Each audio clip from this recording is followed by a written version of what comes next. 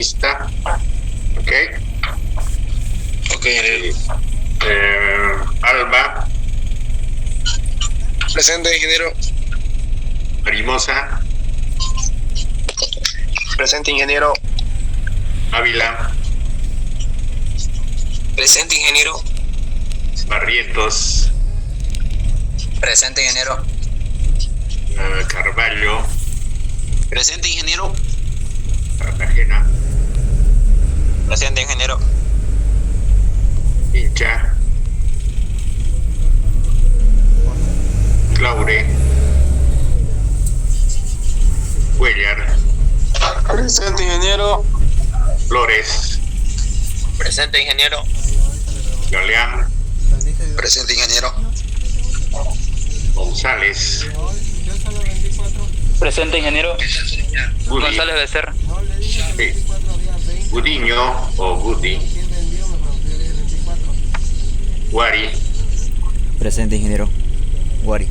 Mariscal. Bueno, yo lo digo. Fiscal. Morón. Presente, ingeniero. Pacosillo. Quispe Cabrera. Quispe Yanqui.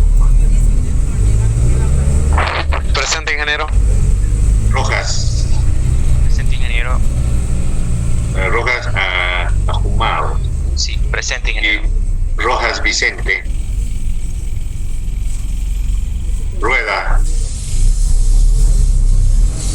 Tarqui. Tomicha.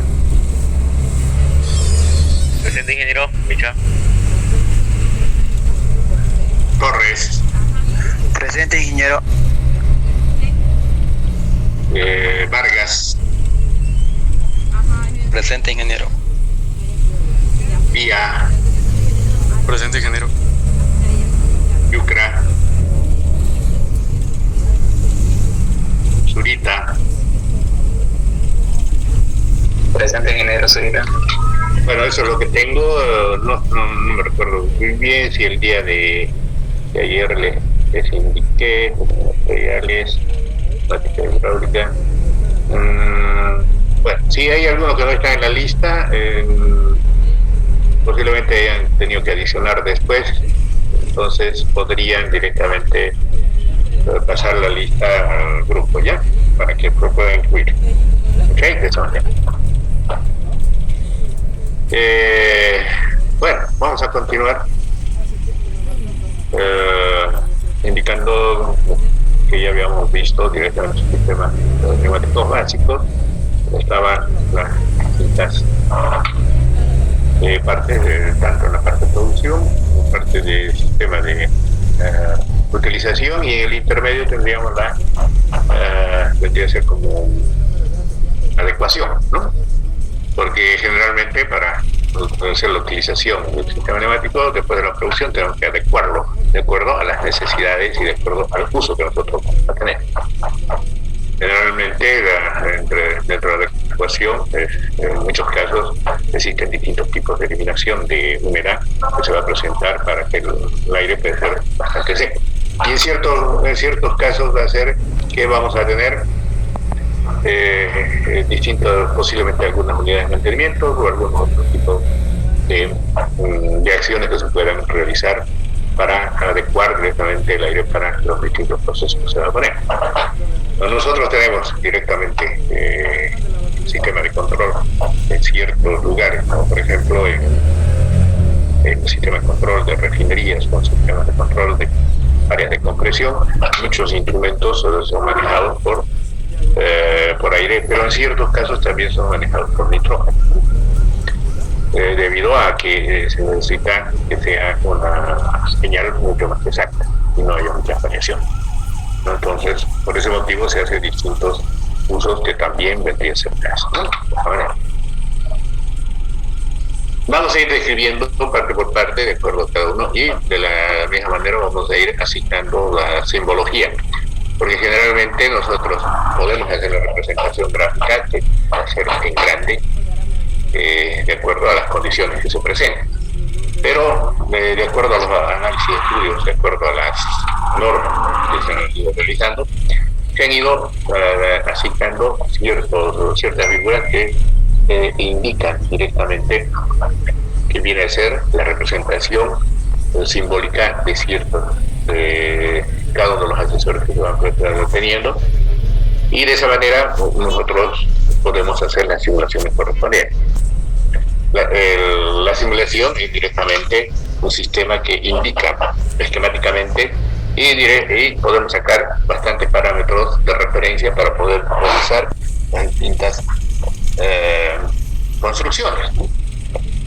Pero eso no quiere decir que directamente va a poder representar las longitudes dentro de un sistema, ¿no?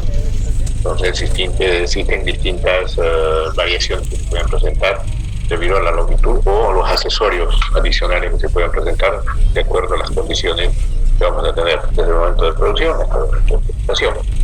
En este caso nosotros lo vemos de pequeñito, pero directamente si hacemos dentro de una planta ya áreas bastante grandes. Entonces de esa manera se presentan ya las longitudes y las pérdidas necesarias, para lo cual generalmente lo que nosotros, casi en la mayoría de los proyectos que se presentan, siempre se ven las necesidades. ¿Cuál es la necesidad? De hacer un cálculo de tiempo, acciones que se va a presentar, que va a ser en la optimización, para luego ir hacia atrás y ir viendo las condiciones, cómo se va a hacer la limpieza tanto de algunas partes como tierra o mallas que pueden presentar, y luego la generación para ver, por ejemplo, tenemos aquí la producción, que van a ver cuántos compresores vamos a poner, o directamente va a ser un solo tanque pulmón más grande. Entonces de ahí se va haciendo ya el diseño de planta que se va a presentar para que no pueda fallar su sistema. ¿Okay?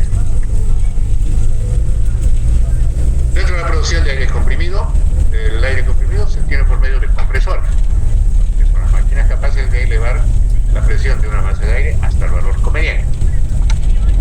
Los compresores son transmisores de energía, o sea, se convierten la energía eléctrica en energía mecánica, ¿no? En lugar motor de energía potencial de presión. Existen dos procedimientos fundamentales de compresión. Tenemos los tipos de compresores, que son los alternativos y los ¿okay? Entonces, igual que las bombas, también tenemos las bombas alternativas y las bombas rotativas. Eso ya viene a ser el hidráulico. O sea, lo que varía viene a ser generalmente el fluido, ¿no? Uno es fluido compresible y el otro es incompresible. En este caso estamos haciendo la utilización de un fluido que debe ser compresible. ¿Okay? Generalmente el alternativo vamos a tener que es de mayor presión, ¿no? Para que den exactamente los movimientos de acuerdo a una fuerza determinada, ¿no? Y los rotativos generalmente va a ser para lleno, pero no para altas presiones, pero también tiene un régimen de utilización. No es lo mismo utilizar un cilindro neumático con cilindro hidráulico, ¿no? El cilindro neumático va a llegar a una determinada fuerza y va a empezar a comprimirse también el cilindro hidráulico. O sea, va a llegar y se va a un nivel exactamente donde ya no va a poder empujar más, ¿no? Entonces ahí ya tenemos un inconveniente. En cambio, en la parte de hidráulica, los cilindros transmiten bastante fuerza. Como podemos hacer una verificación, que tenemos, por ejemplo, una excavadora hidráulica o una pala cargadora, por ejemplo. ¿Qué quiere decir eso? Que, por ejemplo, con aire no podemos hacer funcionar, ¿no? No tiene problema. En cambio, con hidráulico sí. ¿Okay? Pero la reacción muchas veces, y más limpio, va a ser el aire. De esa manera. Los alternativos van a ser de émbolo o de diafragma. Émbolo, que viene a ser tipo pistón, ¿no? Y diafragma, que también hace una carrera y que directamente tenemos un medio que puede ser un sistema de caucho tipo sintético, que va a ser muy bien, ¿no? Luego los rotativos, que van a ser de paleta o de paleta. Bueno, vemos que tenemos digamos, la carcasa, donde tenemos el cuerpo del compresor, y luego tenemos un excéntrico y el rotor. El rotor que debe interpretar de parte desplazando, ¿no? Para que agarre y pueda impulsar efectivamente el aire. También existen los... Bueno, el de tornillo ya. Es un tornillo, ¿no? También existe el turbocompresor, que aumenta la presión al aumentar la velocidad del aire. En los que ya no hablaremos más, por lo que utilizaremos en el circuito. Los compresores alternativos son de ejemplos de una etapa, ¿no? Puede ser de una etapa, dos etapas, dependiendo de la de acuerdo a las necesidades que nosotros vamos a presentar, ¿no? Por ejemplo, la aspiración, que baja el pistón, abre la válvula de admisión, sube, cierra y directamente hace la salida del aire, ¿no? La de admisión se cierra y se abre la de escape. Generalmente este tipo de válvulas no son como los motores, ¿no? Son válvulas, generalmente son como una especie de planchas de acero, ¿no? Para hacer válvulas de dedos. Directamente eso hace para que se puede abrir, ¿no? Bueno, ya lo estamos explicando. Aquí, por ejemplo, tenemos de dos etapas, ¿ok? ¿Qué quiere decir? Que tenemos todos los que están conectados mediante un sistema de refrigeración. Entonces, aquí tenemos el de baja, aquí tenemos el de alta, ¿no? Es un compresor de una sola etapa. Cuando el aire se comprime, el aire por encima de 6. El calor excesivo que se crea reduce en gran medida la eficiencia. Debido a esto, los compresores de Enbro utilizan los sistemas industriales de aire comprimido, son generalmente de 2 etapas, ¿no? Entonces, ¿qué quiere decir? Cuando son de una sola etapa, se hace mayor esfuerzo, mayor fricción que va a tener, mayor calentamiento. Entonces directamente la presión es directamente proporcional hacia la temperatura, ¿no? Y eso hace que descaliente, y al calentarse directamente el mismo aceite pierde su viscosidad, y directamente la película que debería tener, el cual está diseñado el medio de lubricación, va a disminuir, y eso hace que haya fricciones de fierro. El aire recogido de presión atmosférica se comprime en 2 etapas hasta la presión final. Entonces, ¿qué quiere decir? Que la primera etapa manda una determinada presión, se hace una pre-refrigeración, como está aquí, luego se vuelve a emitir directamente por la sincronización que va a tener el pistón con el pistón solo, y darle a una presión. Y la presión final es de 7 bares. La primera etapa normalmente comprime el aire hasta aproximadamente 3 bares, tras lo cual se enfría y se experimenta entonces la segunda etapa, que comprime el aire hasta 7 bares. Entonces, ¿pero qué quiere decir eso? Que directamente ese tipo de unidad vamos a tener de que no va a calentar mucho, ¿no? En este caso, ¿sí? ¿Okay? Pues, los compresores de diafragma, también un pistón, lo que sí no tiene directamente en contacto con el aire que nosotros tenemos, y directamente mediante una raqueta que puede ser acerada o directamente de algún tipo de polímero que vamos a tener. Esto generalmente se utiliza en la parte de los convencionales.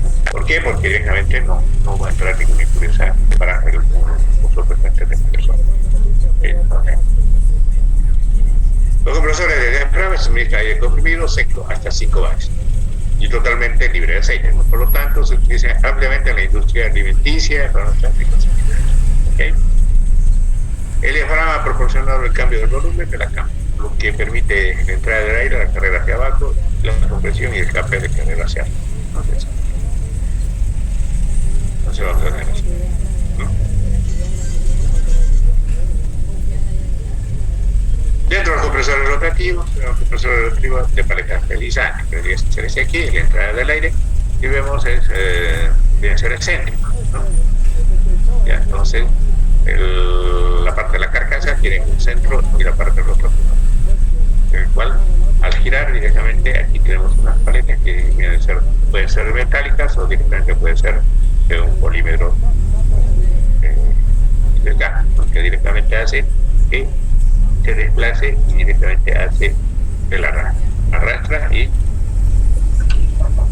la presión no es tan elevada, ¿no? Al girar el rotor, la fuerza centrífuga mantiene las paletas en contacto con la pared del estator y el espacio entre las paletas adyacentes disminuye la entrada del aire hasta la salida, comprimiendo así el aire. La lubricación y la estanqueidad se obtiene inyectando aceite en la corriente de aire cerca del aire. El aceite actúa también como refrigerante para eliminar parte de calor, generando la compresión, para limitar la temperatura alrededor de 190 grados centígrados. Bueno, aquí tenemos el otro sistema que en este caso tenemos varias paletas, en este caso tenemos 3 paletas, que de la misma manera funciona. Entonces, ¿qué es lo que hace directamente?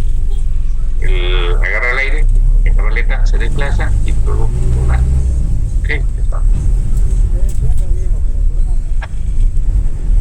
Los compresores de tornillos que nosotros tenemos, el uso que va a dar en muchos casos, por ejemplo, un compresor de tornillo que se utiliza bastante para la parte de la minería, ¿no? Que se presenta directamente en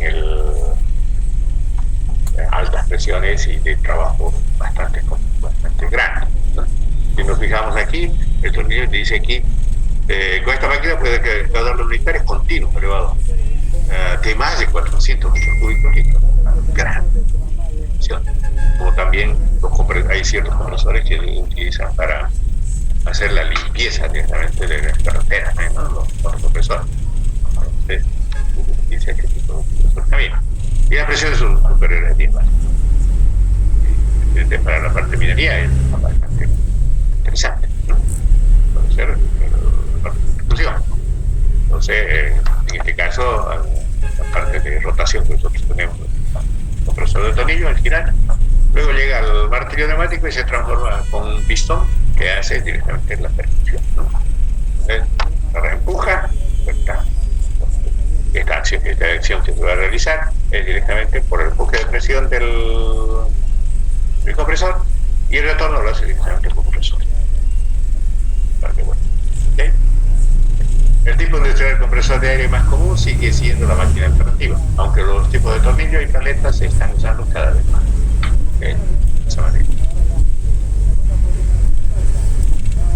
Luego tenemos los turbocompresores radiales, lo que les habíamos hablado anteriormente, que viene a ser tipo máquinas que directamente es como se presentarían varias, múltiples etapas. Cada uno que va ingresando, tipo turbina, ¿no? Que va ingresando, el uno agarra con el otro. ¿Dónde creen que se ocupa este tipo de turbocompresores que son radiales? Hay dos cosas aquí importantes donde los ocupan.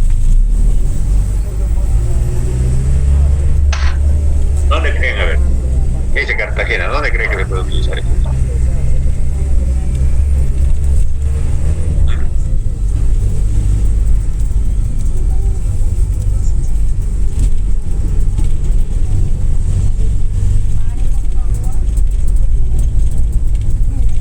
Cartagena, ¿qué pasa?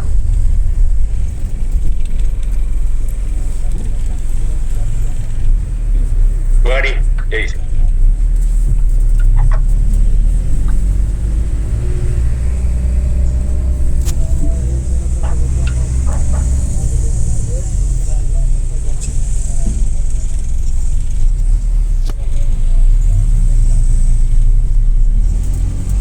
Nada, no. Parece que están mirando las noticias, creo.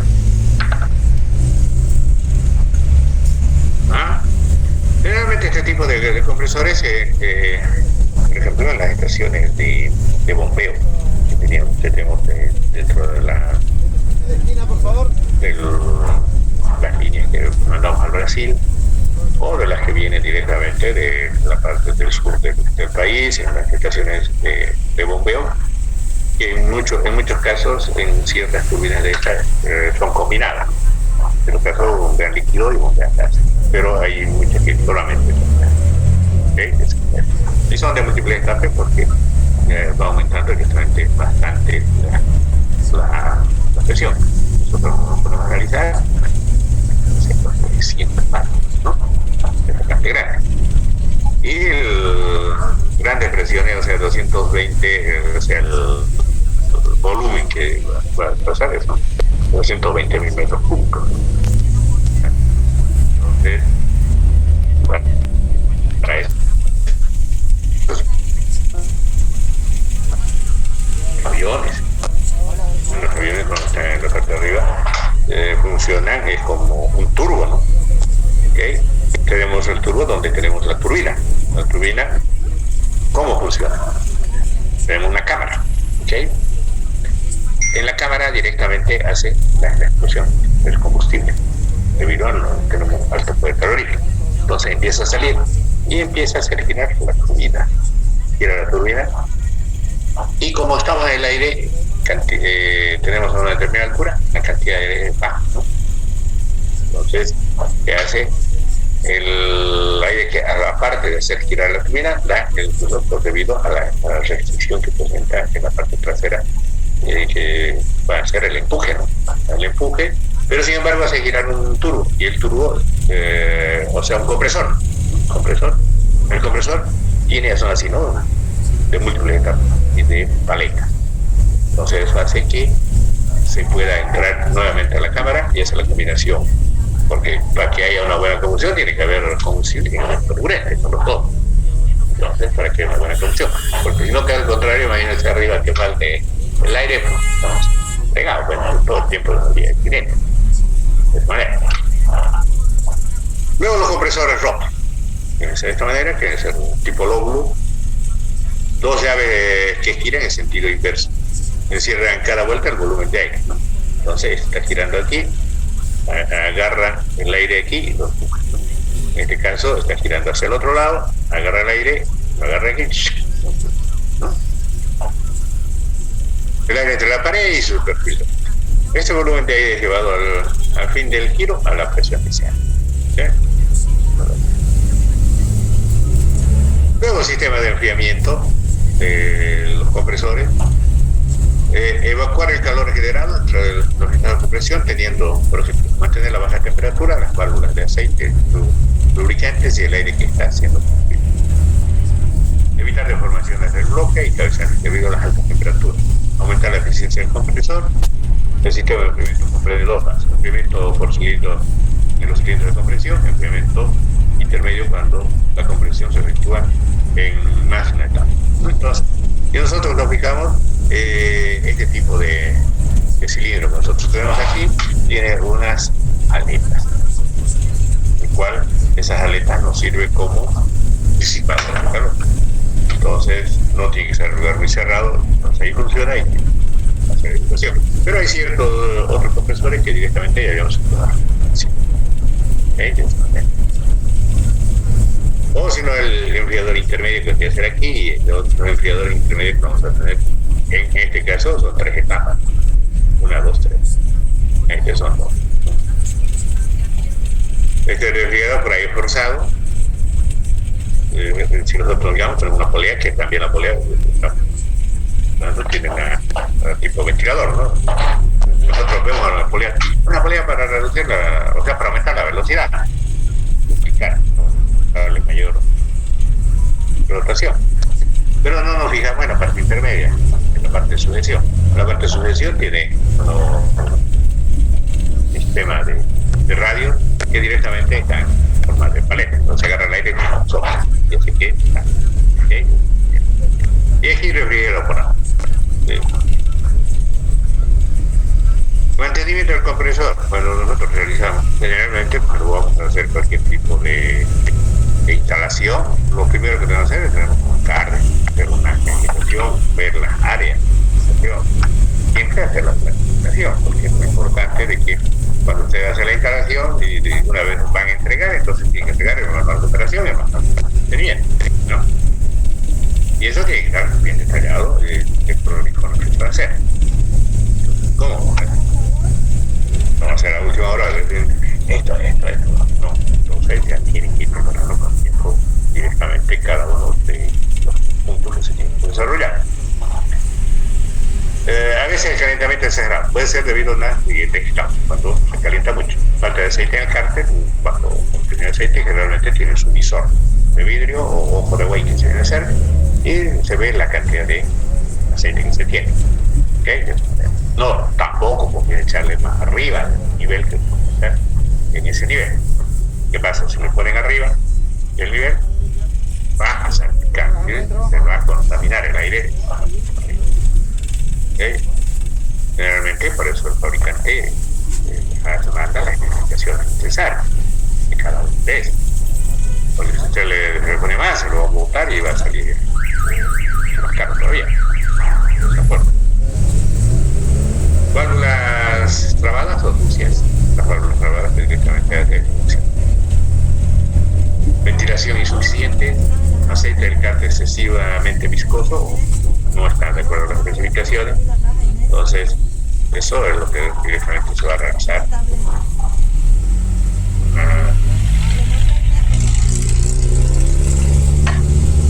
En vez de tener pongamos más grueso, una buena especificación, o sea, una buena lubricación, mentira. Más grueso, directamente se va a trabar en ciertos lugares, mayor esfuerzo necesitar para que el motor vencer todo eso, ¿no? Válvula de regulación dañadas o rotas y filtro de aire para el aparato de emisión. En caso de golpes o ruidos anormales puede ser daños del pistón, fuego en los cojinetes del eje de las manivelas, válvulas mal asentadas y volantes. Si los periodos de funcionamiento son más largos de lo normal, puede ser por función del filtro de expresión del aire. Pérdida de aire en las líneas, válvulas sucias obstruidas, necesidad de mayor capacidad de aire, excesiva holgura del pistón y cilindro series especiales también. De esa manera. Entonces, generalmente se tiene que hacer la evaluación, control de cada uno de estos sistemas, de cada uno de los puntos, para que tengamos muy buen funcionamiento.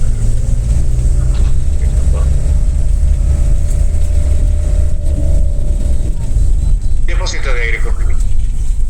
¿Ya? Muy próximo al compresor se coloca un depósito de chaparrero. Deben almacenar aire comprimido para cuando la demanda momentánea exceda la capacidad. Por ejemplo, cuando tenemos una línea, cosa de que no nos puede dañar el uso que vamos a tener directamente en cada uno de los puntos de accionamiento de los accesorios. Entonces, de esa manera, esto es lo que va a pasar. El funcionamiento del compresor va a ser una vez, va a parar dos, hasta que más o menos baje la cantidad de aire que está comprimido, baja de mucho. En el caso de que el depósito sea pequeño, hemos dicho de que funciona para un ratito, los arranques y paradas consumos mayores, desgastes mayores, entonces tienen bastante contradicciones directamente al no realizar un buen diseño. ¿Okay? Pero, incrementar la refrigeración es capaz de captar posibles condensados residuales y pequeñas dosis también, ¿verdad?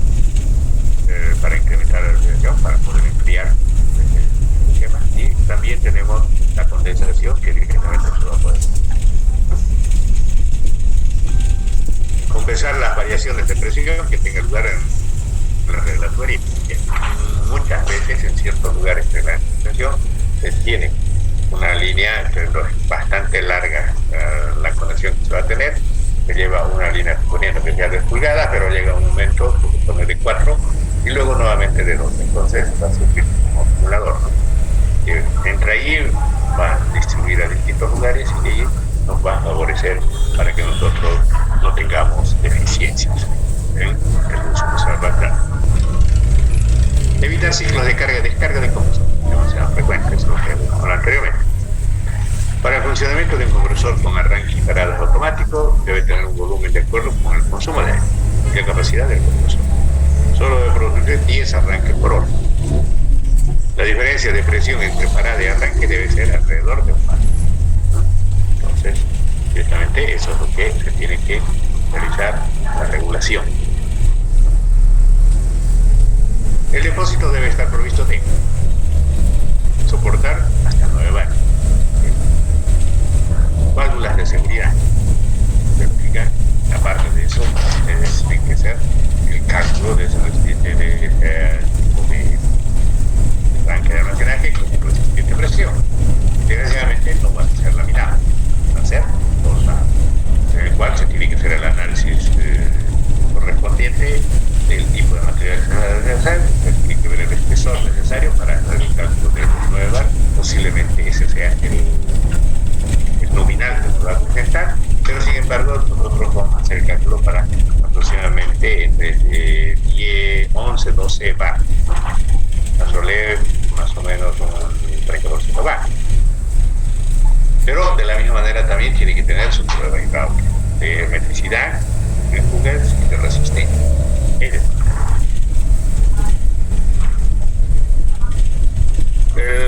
Un manómetro donde indica la carga. Aparte de eso, un sistema de control. Con eso nos va a dar baja más, entonces vamos a funcionar para que directamente el tanque se mantenga en los 9 bares.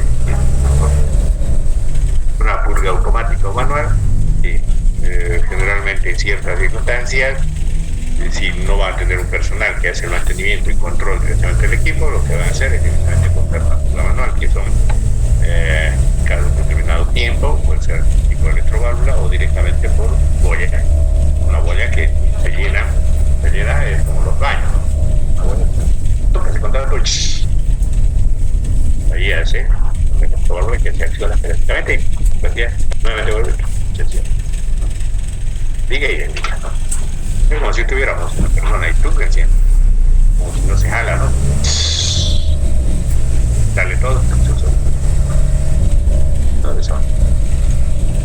tapa de inspección, y tenemos tapa de inspección para comprobación o limpieza. Cada determinado tiempo hacer la planificación.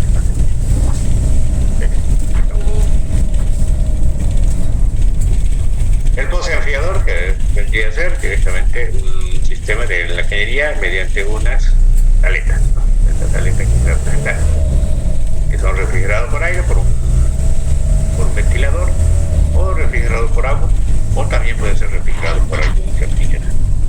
¿Okay? De esta manera. ¿Para qué? Para tener las condiciones de condensación necesarias que se va a tener, así tener un aire frío, aparte de eso, un aire bajo contenido de humedad, que eso es lo que se quiere. Los secadores de aire, la humedad en el aire comprimido es siempre perjudicial para la automatización neumática original sería. Fíjense, generalmente cuando va a llegar algún instrumento, muchas veces tiene un tipo de nifle, ahí. Entonces al girar ahí hay depresión, entonces va a haber condensación, se puede tapar y ya directamente no va a hacer el movimiento y va para allá, ¿no? De esa manera. Aire seco industrial es el que después de un proceso de hidratación fluye en un contenedor de humedad tan pequeño que puede ser utilizado sin perjudicar las instalaciones de los órganos de trabajo. En ciertos casos se hace por ciertos químicos que presentan, que son secos, que absorben la humedad y eso hace que directamente pase el aire más ¿no? Los pozos enfriadores enfrían el aire hasta unos 10 a 15 grados centígrados por encima del medio refrigerante. El control de operación de los actuadores neumáticos se realiza a una temperatura de 20 grados. Por tanto, no se producirá más condensaciones y la humedad que se contenga en el aire pasará a los actuadores de la instalación, los distintos actuadores. Los medios utilizados para secar el aire son los refrigeramos los más importantes: secado por enfriamiento, secado por absorción y secado por absorción y absorción, ¿no? La variación es de uno con B y el otro con B, ¿no? De esa manera. Secado por refrigeración, donde nosotros vemos que vamos a tener, tenemos aquí un sistema de refrigeración, que es como una ladera, y luego tenemos el ingreso que nosotros vamos a tener, el aire va a pasar por acá, y luego dentro de un sistema de condensación que va a estar pasando. El aire a alta temperatura es enfriado en el primer intercambiador, ring 1, transfiriendo de su calor al aire frío de salida. En el intercambiador 2, el aire es enfriado por medio de una máquina frigorífica, ¿no? Que está aquí. ¿Sí? Tenemos el evaporador, el compresor, el condensador y tenemos la válvula de retorno. Es posible conseguir que el aire salga a una temperatura de 2 grados centígrados, aunque lo normal es 5. El costo del secado puede representar entre el 10 al 20% del costo del aire comprimido. Generalmente, cuando se van a manejar instrumentos de precisión bastante importantes, y tiene que ir directamente con eliminación de la mayor cantidad de cuerpos. De esa manera. ¿Okay? Secado por absorción. Entonces, por ejemplo, esto se utiliza bastante en la parte medicinal. El aire comprimido es forzado a través de un agente secante, ¿no? El aire por acá. Estos son agentes secantes que vamos a tener directamente, y luego aquí tenemos una puma. ¿Okay? Entonces pasa aquí y así que protege a la parte baja y se protege acá. ¿Okay? Este es el agente secante. Aquí tenemos yeso deshidratado o cloruro de magnesio, que contiene la forma sólida, cloruro de litio o cloruro de calcio, el cual reacciona con la humedad para formar una solución de forma de otra sustancia. Es drenada desde el fondo del depósito. El agente secante debe ser regenerado a niveles regulares, ya que el punto de rocío se eleva en función del consumo de sal durante el funcionamiento. La instalación es sencilla. El equipo, poco de gasto mecánico, no hay piezas móviles, no hay necesidad de recurrir a fuentes de energía externa, que puede alcanzar puntos de polarización a presiones inferiores a alta. Cuando se utiliza esto, generalmente se tiene el agente secante que directamente se puede pasar a un secador. Se pasa a un secador, se ve el resultado y se vuelve a sacar. O ya se tiene preparado distintas cantidades que se pueden hacer. Se saca, se rellena y se continúa. De esa manera. ¿Cómo vamos? ¿Vamos entendiendo o no?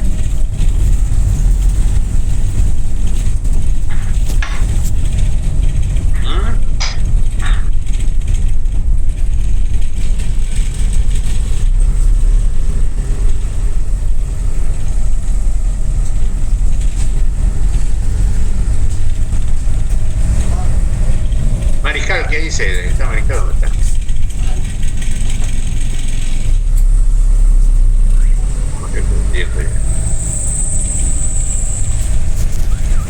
A ver. Mariscal se fue, ¿no? Ya no está Mariscal.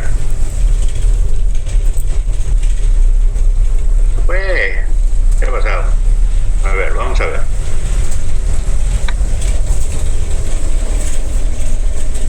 Tenemos aquí 21.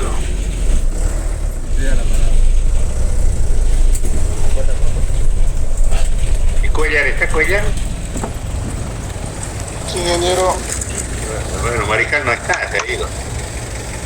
Vamos a borrar el listo.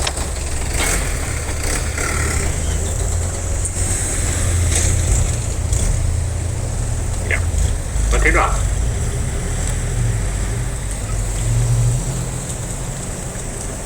El secado por absorción. La absorción es un proceso en el cual átomos y moléculas son atrapadas y retenidas en la superficie material. Es una cámara verde que está contenido un producto químico tal como silica gel. Directamente entra el aire por esta zona y seca. O la alumina activada en forma granular, para que los métodos físicos absorban la humedad del aire comprimido. Cuando secante satura es regenerado mediante secado por calentamiento. En este momento es posible un punto de rocío extremadamente bajo, en el orden de menos 30 grados centígrados. De esta manera. Separador de condensado. Cuando se desea mejorar la calidad de la red del aire comprimido y no hace falta necesariamente un secador, porque no es necesario un grado de secado muy alto, porque es demasiado caro. Los separadores de agua son una buena opción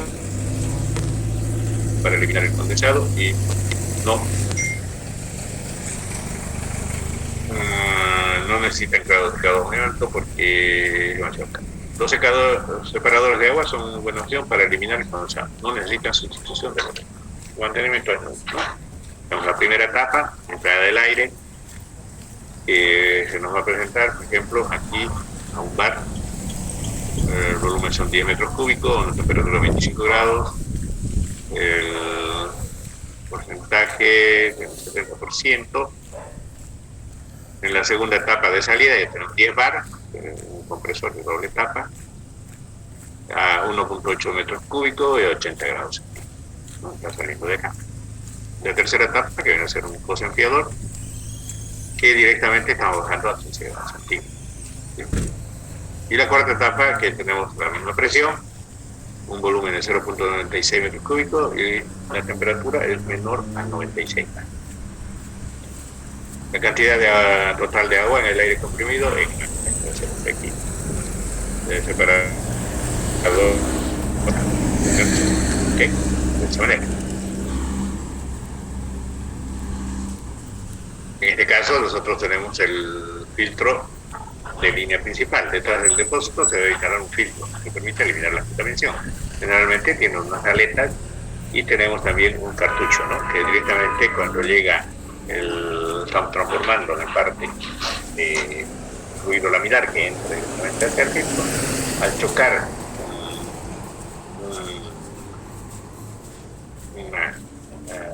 directamente debe ser como una cañería que tiene aquí. Al chocar aquí produce una turbulencia. Al producir esa turbulencia aquí hace una depresión y también hace una condensación, entonces eso va cayendo directamente en la parte inferior, el cual se hace la turbulencia. Y luego, aparte de eso, tenemos un filtro, entonces eso hace que pase aquí y luego sale. Aquí sirve para eliminar impurezas que aún puede llevar el aire comprimido. Ese circula a través de un cartucho filtrante que retira la presión. ¿Ok? Acumula el fondo del pozo, ¿no? Se va a acumular en esa parte y luego se hace la puja. Listo, de esa manera. La forma de distribución del aire. ¿Okay? Para hacer llegar el aire comprimido a los puntos de consumo se colocan tomas de aire, ¿no? Las tomas. Generalmente las tomas de aire que ustedes cuando visiten cualquier tipo de planta que sea bastante grande, por la parte de arriba, no por la parte de abajo, no por la parte de arriba. ¿Para qué? Para evitar que el condensado pueda ingresar en él. ¿No? Además se instalan válvulas de aislamiento, ¿no? Directamente en cada uno se va a poner unas válvulas, ¿no? Llave de purga, tubería principal, tenemos el depósito, consumidor, acumulador alternativo, puede ser que tengamos otro tipo de copa adicional, o como es el tanque adicional, ya de esa manera. Generalmente tiene que tener una pequeña pendiente, un 2%, que empieza para desarrollar. Y que vamos a tener, una que va a continuar, final de línea, bueno, así. Y el conducto principal del anillo, ¿verdad? Directamente se va a cerrar. Ahí tenemos un compresor y tenemos el tanque de almacenaje. Aquí tubería, tenemos un colector donde podemos conectar directamente a distintos equipos.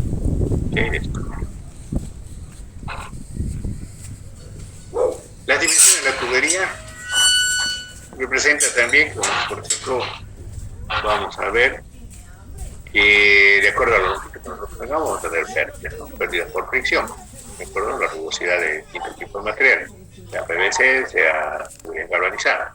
La tubería galvanizada tiene mayor rugosidad en la parte interna, ¿no? Entonces eso hace que directamente se pueda producir pérdida. Generalmente las pérdidas en los accesorios, tanto válvulas, coros, T, se va a producir en longitud de paca, ¿no? El costo de los conductos de aire representa una porción elevada, ¿no? Es un poquito pequeño.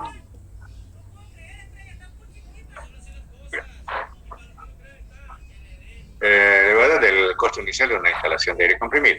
Una reducción en el diámetro de la tubería, aunque baja el costo inicial de la instalación, hace aumentar la caída de presión en el sistema, incrementando así el costo de funcionamiento. Entonces, por eso el diseño tiene que estar muy bien desarrollado. Si nosotros tenemos un sistema de línea pulmón de 2 pulgadas, lo reducimos a media, entonces directamente vamos a tener caídas de presión, ¿no? Y eso hace que el funcionamiento va a repercutir directamente en nuestro equipo de generación. También, puesto que los costos de la mano de obra presentan una gran parte del costo global de la instalación, resulta igual caro instalar una tubería de 25 milímetros que una de 50 milímetros. Y sin embargo, la capacidad es 4 veces superior. Entonces, varía. ¿Okay? En un sistema de distribución en anillo, el suministro se realiza por 2 lados. Sin embargo, el cálculo debe ser como si se limitara por un solo lado. O sea que si es anillo, solamente se hace el cálculo por un lado. El tamaño del conductor de aire y de las derivaciones se calcula por limitación de velocidad, que se recomienda que sea de 6 metros por segundo. Mientras que los circuitos a una presión de 6 bares y pocos metros de longitud pueden funcionar a velocidad hasta 20 metros por segundo. ¿Okay? La caída de presión no debe superar a los 0.3% bares. El monograma siguiente permite determinar el diámetro de las tuberías más y los codos y las válvulas pueden provocar rozamientos adicionales. Este rozamiento se puede tratar como longitud adicional. Simplemente no voy a decir si me habla, pero sí sé. Para lo cual nosotros tenemos. Aquí dice, se representa, nosotros vamos a ver aquí longitud de tubería, caudal del aire que nos trae en la tubería, metros cúbicos por hora, diámetro interior de la tubería, presión en bar, caída de presión. Y tengo que tener ¿Okay? pantalla. Aquí vamos a tener las válvulas de cierre, el rancor, o sea, son los nipples que se van a presentar, el nipple en T y los reductores, ¿no? De esa manera. No aprendí. Aquí dice, se debe construir una instalación para un consumo de 25 metros cúbicos por minuto. ¿Okay? Directamente nosotros, para la longitud es de 300 metros. La longitud de tubería son 300 metros, en el cual nosotros tenemos 25 metros cúbicos por minuto. Transformamos a metros cúbicos por hora, ¿no? Tenemos que transformar por hora, donde nos vamos a tener aquí 1500, ¿sí? No tenemos el punto 1, ¿ok? Luego aquí dice, se admite la pérdida de presión en la red hasta 0.2, ¿no? La presión de servicio será de 6 bar. Para montar la red se necesita 7 rancores, 4 rancores en T, 2 válvulas de cierre, ¿no? Determinar la nueva sección. Tenemos que va a ser 0.2 bar la caída de presión, que es 0.2 bar. ¿Okay? Y aquí la presión de trabajo, que decíamos que es 6 bar. Entonces hacemos la intersección y directamente aquí vamos a tener que es de 100 milímetros de resultado. ¿Ok? ¿Listo? ¿Me entiendes?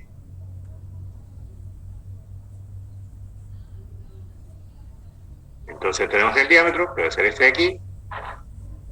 Válvula de cierre, son la longitud en metros, son 15 metros. El nipple, 6 metros. La T, 11 metros. Y el reductor, 2.5. De acuerdo a la tabla que está aquí. ¿Me entienden o no me entienden?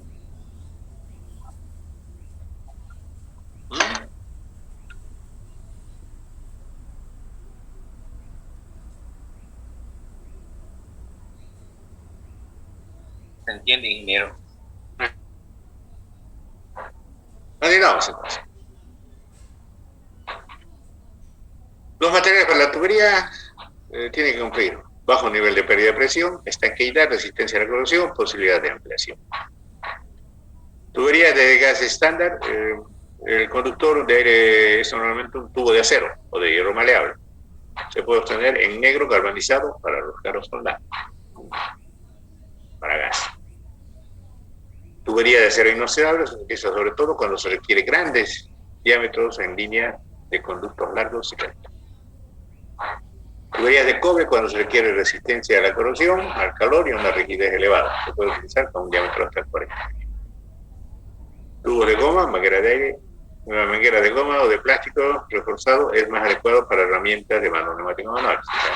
Cuando ya se tiene todo el sistema de conexión, entonces recién hacemos, aquí tenemos otro tipo resorte, ¿no? Espiral. Conectamos con enganche rápido, hacemos enganche rápido y aquí la herramienta, ¿no? Para procesar o para pintar, para accionar herramientas de impacto y todo eso. Tubos de PVC o de nylon. Se utilizan normalmente en la interconexión de componentes neumáticos. Dentro de sus limitaciones, temperatura. Presenta grandes ventajas de intervención. Si se requiere mayor flexibilidad, curvas cerradas, se puede utilizar el nylon o poliuretano. No se bien aguanta menos presión. Ok, de esa manera. Aquí tenemos los enganches rápidos que nos presentan, que directamente están, puede ser de acción o directamente se mete la manguera, ¿no? De esa manera.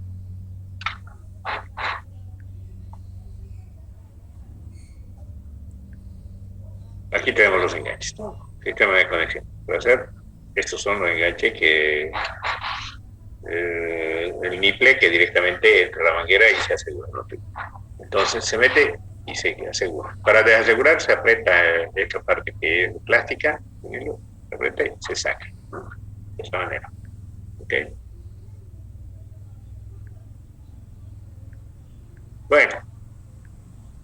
Bueno, aquí nos vamos a quedar, ¿ya? ¿Ok? Ok, ingeniero.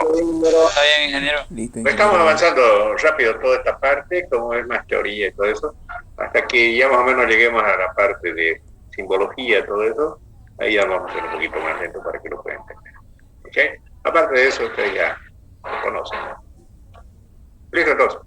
Bueno, hasta luego, jóvenes. Hasta luego, ingeniero. Hasta luego. Hasta luego. Hasta luego, Hasta luego. ingeniero. Gracias por el tiempo. Hasta luego.